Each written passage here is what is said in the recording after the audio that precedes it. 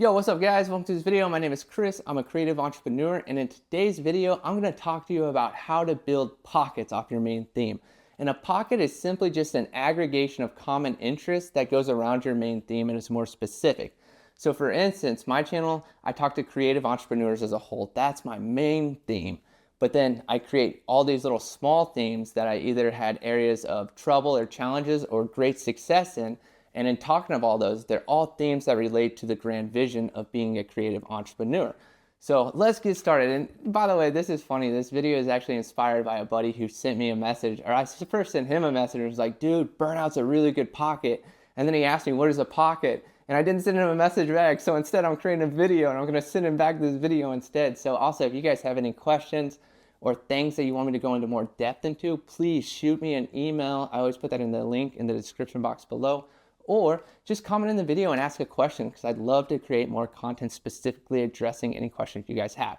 So let's get started. For this exercise, it'll help if you have a pen and paper, or you can just simply kind of get the theme of it. Because what we're going to do is, in creating pockets, I think a really easy visual is to draw a big rectangle like a pool table. So what I'm going to do is draw this big rectangle on my paper. Hopefully you guys can see this. And then I'm just going to draw a circle in each corner for a pocket. Because as the balls fall into the pockets in a pool table, those are your people finding that common interest in the theme that you're talking about. So for instance, hopefully you guys can see this, but essentially there's the pool table, and then I put a pocket here, here, here, here, here. So then in the center, what you need to do is write your main theme. So for mine, it is creative entrepreneurship. Perfect. So then what you need to do is think of side themes outside of that main theme. So the main theme is creative entrepreneurship. Some topics that I covered is number one is burnout. I think that's a huge one. And then, another one could be creative expression. And what we can do too is, as we go through these, I can simply break them down. So burnout, essentially if you're a creative entrepreneur, you're more of a visionary and not a builder. So your job is to come up with these ideas and capture and be creative, because that's your gift. Nobody else has that gift. And you realize it as you get deeper into it, and that's what people pay you for your creativity, your ideas. You can come up with everything on the fly, and they're like, how do you do it? And you're like, I don't know. That's a gift. That's something that you should really own. And if you try to build, you're going to burn out, as I've talked about in several episodes. And I even gave you guys tips on how to prevent burnout, right? Another one would be creative expression.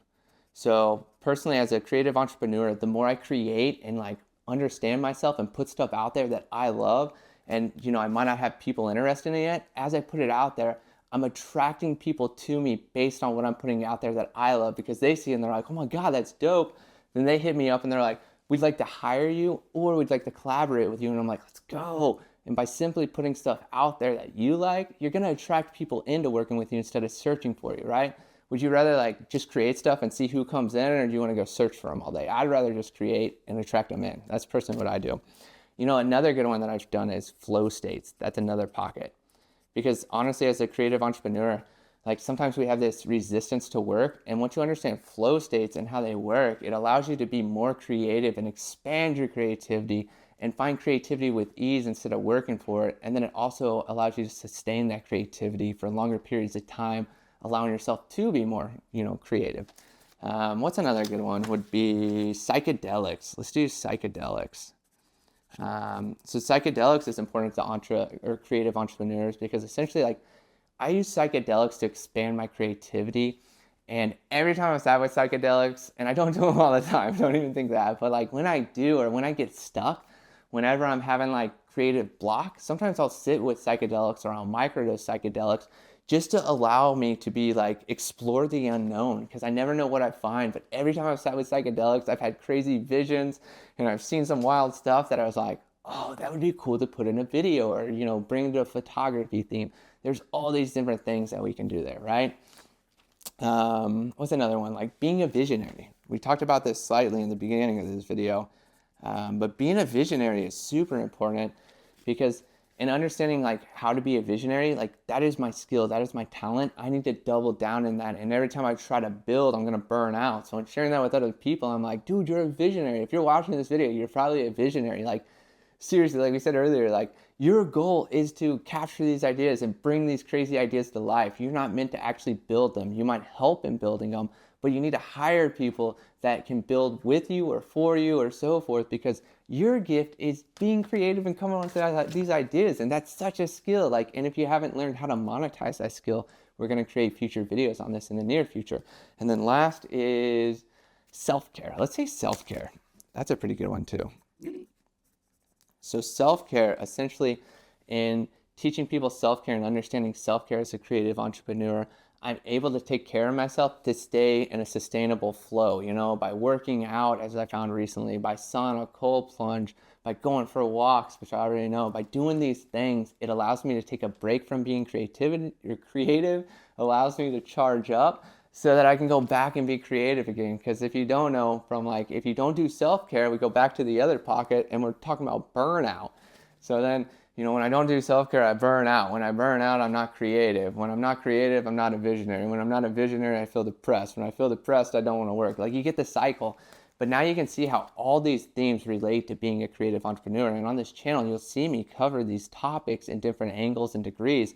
And that's kind of like the next secret, is like, once you understand your pockets and you're able to identify what your pockets are, hopefully you guys can see this, then from there you can create different angles. Like burnout could be like, how not to burn out, ways to recover from burnout, what I've learned from burnout, creative expression. You know, by creatively expressing yourself so deeply, you're going to attract people into your life. You know, how to creatively express yourself. Things I've learned in creatively expressing myself. Like, you get the gist, like flow states, how to create a flow state, how to maintain a flow state, what is a flow state. Like, you get all these ideas and themes, and essentially, like, the best YouTubers, the best creatives, the best marketers, every public figure essentially has their pool table in their pockets, and they cover these pockets time and time again.